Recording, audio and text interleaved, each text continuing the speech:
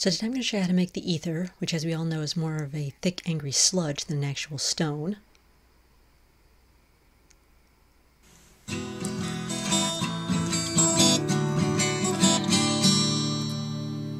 you want to start by getting a plastic tube. I'm using one left over from a piece of the Boba Fett costume.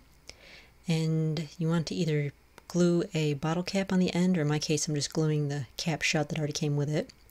Then on the other end you'll put another bottle cap, but don't glue it yet. Get yourself some shaving cream and put in a little bit of black paint, and then just stir that up until your shaving cream is kind of a grayish black color.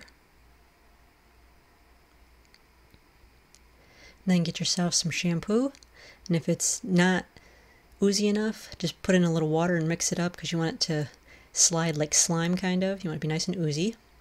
And then put a little red food coloring in the shampoo and stir that in. It makes it kind of this weird reddish color. So you just want to dump that into the shaving cream.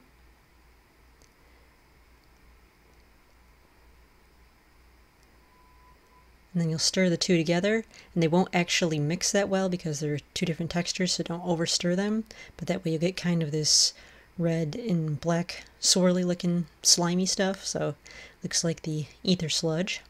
So then I painted the end cap of the tube black, and then just pour that sludge into the tube.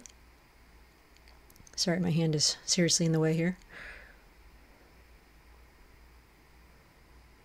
And then you get your tube full of sludge, and it's got the red and black swirls in it. And so then you just want to glue the other bottle cap onto the end to seal it into the tube.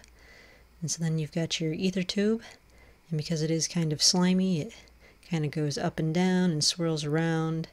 And because there were two different mediums in there, the red and the black don't actually combine. It's hard to see on the camera, but... And then just make sure you don't accidentally crack the tube and release the ether.